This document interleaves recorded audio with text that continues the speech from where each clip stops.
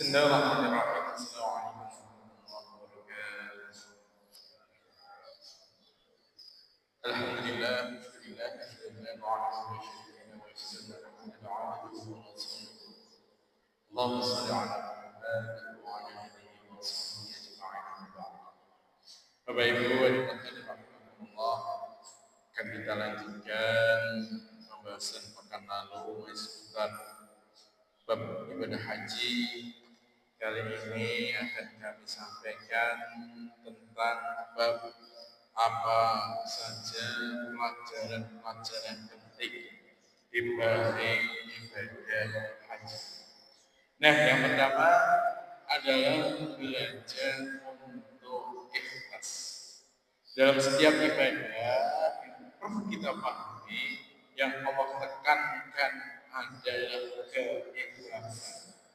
Maka dalam surah Al-Baqarah firman Allah billahi minasyaitonir rajim wa ma umiru illa liya'budu Allaha kunci diterimanya suatu amal ibadah adalah dilandasi dengan keikhlasan. Nah, begitu pula dengan ibadah haji. Kita diperintahkan untuk ikhlas, bukan mencari gelar, bukan mencari sah. Karena dari jutaan orang yang berangkat haji di seluruh penjuru dunia, tidak semuanya niatnya sama. Ada sebagian yang niatnya karena dunia, karena merasa tidak enak dengan lingkungan sekitar, karena ingin dipandang sebagai orang yang terhormat di lingkungan, karena ingin dijadikan tokoh masyarakat di lingkungannya, karena mau nyalek, karena mau nyalek bupati, mau nyalek kepala desa, biar ketika pasang banner kampanye ada gelar haji, maka melakukan hal-hal yang tidak sesuai syariat. Maka sekali lagi ini harus kita pahami, harus kita garis bawahi bersama bahwa yang Allah katakan dalam setiap ibadah adalah esensi nilai keikhlasan, termasuk juga ibadah. Karena pada sebuah hadis Rasulullah juga pernah bersabda, "Man hajja lillah wa lam yarfus wa lam yafsuq raja'a ka yaumi waladatuhu." Yang siapa saja yang berhaji karena Allah lalu tidak berkata-kata seronok, tidak berbuat fasik, maka dia pulang ke negerinya sebagaimana ketika dilahirkan. Artinya apa? Kembali ke fitrah. Karena bayi yang lahir itu fitrah suci. Maka tidak ada istilah yang namanya anak haram. Tidak ada. Jadi setiap bayi yang lahir itu ketika toh yang berdosa maka orang tua, tidak ada istilah anak haram, itu tidak sesuai dengan ketentuan. Setiap bayi yang lahir itu toh ketika ada bayi yang lahir di luar nikah yang sama bayinya tetap suci. Nah, kemudian yang kedua adalah belajar mengikuti tuntunan Nabi Sallallahu Alaihi Wasallam. Jadi yang namanya ibadah haji itu sudah ada tuntunan-tuntunannya. Artinya apa? Tidak bisa beribadah asal. Kemarin telah kami sampaikan ada bab rukun haji, ada bab wajib haji. Artinya apa? Keduanya beriringan, keduanya harus dikerjakan. Manasik ibadah haji itu tidak hanya di dalam kota, tapi juga ada yang di luar kota. Seperti apa namanya, menginap di Muzdalifah, kemudian di Padang Arafah, kemudian lempar jumroh itu di luar kota. Nah, kalau ibadah umroh, mayoritas ibadahnya ada di seputaran. Nah, jadi ada ketentuan-ketentuan. Bahkan ada konsekuensinya. Rukun haji, kalau ada yang tertinggal maka hajinya tidak sah, wajib mengkodok. Nah, yang susah itu mengkodoknya. Mengkodoknya kalau di Indonesia butuh waktu 26 tahun kemudian. Maka kamu harus memastikan jangan sampai ada yang ada rukun haji. Nah, konsekuensinya apabila ada yang tidak terkerjakan, zakat itu wajib bayar. Artinya keduanya harus dikerjakan. Jadi tidak asal-asal, tidak boleh nambah, tidak boleh mengurangi. Sudah ada kaifiyahnya, sudah ada maknanya. Nah, kemudian yang ketiga, belajar untuk sedekah harta, berderma mengobatkan hati. Jadi di sini apa Ibu, di Hadirin, yang namanya sedekah sekali lagi tidak mengurangi harta yang kita. Bahkan Nabi SAW wanti-wanti dari sebuah hadisnya, mana khusus sedekah kehidupan, sedekah tidak mengurangi yang namanya. Nah, kalau secara logika dari segi kuantitas uang yang dikeluarkan itu sedekah berkurang, tapi ingat di balik harta yang kita punya ada keberkahan. Maka dengan keberkahan mampu mencukupi kebutuhan. Jadi kita bayangkan orang yang secara logika gajinya berjuta-juta, berpuluh-puluh juta, bahkan ratus-ratus juta, masih saja banyak yang mengalami kekurangan, tidak bisa memenuhi kebutuhan, bahkan sampai berhutang miliaran. Artinya apa? Bisa jadi dalam hartanya tidak ada keberkahan. Para koruptor, kalau kita telusuri dari segi finansial, mereka orang yang berkecukupan, bahkan tapi apa? Ternyata masih melakukan tindak-tindak yang dilarang oleh Allah. Maka apabila jadi harta yang tidak ada berkah. Ketika harta yang di dalam tidak ada berkah, Allah bisa mengambil sesuatu.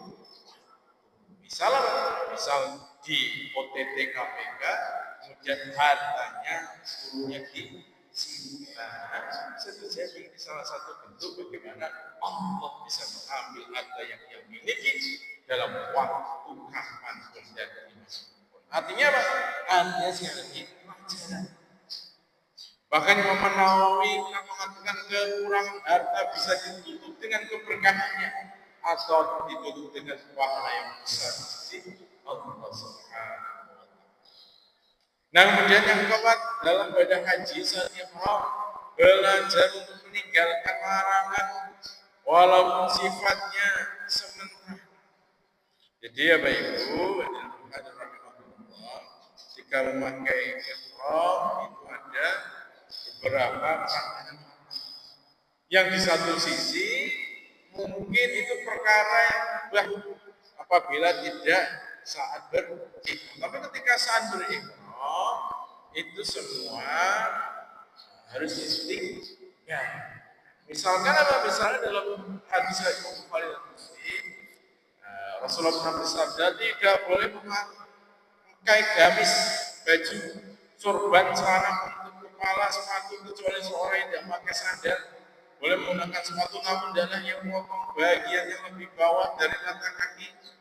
Jangan memakai pakaian yang terkena zahwatan dan artinya apa? Hal ini di luar ihram semua perkara yang tetapi apa? Tetapi di sini ketika saya berihram semuanya menjadi terlarang. Yang kemudian muncul pertanyaan, mengapa dilarang? Itu ternyata ada beberapa tujuan. Yang pertama adalah agar menjauhkan diri hidup mewah lebih dari hal yang biasa dikerjakan. Jadi dengan memakai ihram seluruh jamaah memakai pakaian yang sama. Tidak memandang si kaya, tidak memandang si miskin. Namun dari kedua orang yang berihram tampak seperti orang yang tunduk dan zuhud karena warnanya sama, sehingga di sini tidak dibedakan lagi antara si kaya dan si miskin. Karena ada aturan-aturan kalau di luar berihram itu terkadang kalau kita nonton YouTube anak-anak zaman sekarang kita outfit itu kaos saja harganya sampai puluhan juta, celananya saja sampai puluhan juta, belum sepatunya, belum jam tangannya bahkan sampai ratusan juta. Nah, Itu di YouTube ada ditanya outfit yang kamu pakai berapa, dihitung sampai 226 juta. Artinya apa? Artinya ketika di dunia masih bisa terlihat perbedaan strata sosial. Tapi ketika sedang berimam, semua sama. Tidak ada kampusnya orang berhaji, orang berhaji wukuf di Arafah, pakai ikhramnya ada yang warna hitam, ada warna abu-abu, warna pink, polka dot, lereng-lereng, ya, ada semua. Nah, kemudian yang ketiga, orang yang berikhram supaya semuanya berpakaian sama, tak tampak saling berbeda. Baik, terkadang dengan kita berpakaian tertentu membuat kita menjadi derajatnya lebih tinggi dengan orang-orang ketika ihram. Itu tidak ada hal semacam. Nah, kemudian ibadah yang dilakukan sejatinya lebih besar dibandingkan dengan pakaian yang dikenakan. Itu ketika Idul Fitri, ketika sholat Id, terkadang apa? Terkadang kita berlebihan memakai pakaian terbaik, definisinya harus baru, harus mahal, harus yang harganya jutaan, harus banyak branded. Itu tidak demikian. Tapi ketika orang beriman, di sini yang ditekankan adalah senantiasa fokus beribadah daripada outfit Allah. Nah, kemudian yang kelima, lebih fokus banyak zikir, dan makin dekat pada Allah serta menjauhi perbuatan maksiat. Yang keenam, lebih banyak mengingat hati karena pakaian ihram mengingatkan pada kain kafan. Nah, kemudian yang ketujuh, mengingatkan pada hari berbangkit kelak. Bahwa dikumpulkan di padang mahsyar dalam pakaian seperti orang saat kumpul di akhirat.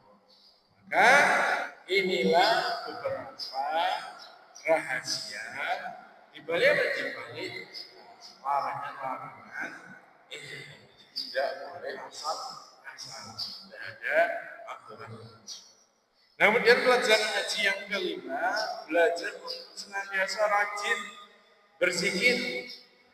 Bahkan namanya sejak awal Zulhijjah itu kita ditekankan untuk memperbanyak zikir. Kemudian yang keenam, capek dalam ibadah pasti bermanfaat. Jadi apa itu namanya ibadah haji itu memang yang paling banyak diporsir adalah fisik. Maka ketentuan di Indonesia, haji di Indonesia itu sampai 40 hari. Padahal manasik haji itu kalau diringkas paling singkat itu 4 sampai 6 hari. Ini bisa 40 hari. Dalam rangka apa? Dalam rangka persiapan. Karena di sini yang paling banyak diporsir adalah fisik. Terutama menghadapi cuaca yang ekstrim. Kabar di Mekah sana cuacanya ekstrim 43 derajat Celcius. Sehingga untuk adaptasi ini kebijakannya 40 hari dalam rangka apa? Tapi apa?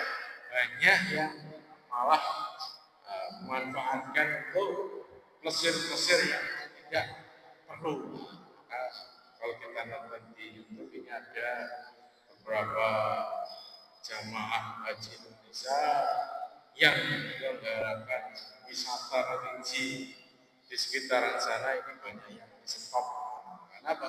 Karena melanggar ketentuan. Jadi fokusnya ibadah, bukan yang lain. Jadi di sini Imam Az-Zarkashi pernah berkata dalam kitabnya Al-Mahzur, al-amal kullama kasru wa syaqqa kana afdalu mimma laysa kadhalik. Amalan yang semakin banyak sulit lebih afdal daripada amalan yang tidak seperti ini. Jadi yang namanya ibadah itu dilihat selain jaraknya, tapi juga perjuangan. Jadi Bapak Ibu termasuk bab menghadiri sholat jamaah di masjid semakin jauh ya, pahalanya semakin apalagi mengerjakannya sambil berjalan kaki, ini pahalanya lebih banyak dibandingkan dengan yang naik kendaraan. Jadi tidak hanya jarak tetapi juga ikhtiar menuju untuk melakukan ibadah tersebutnya juga dihitung bagaimana susah. Nah, kemudian yang ketujuh, semangat meraih surga. Karena ingat di balik gaji yang makbul, itu ganjarannya.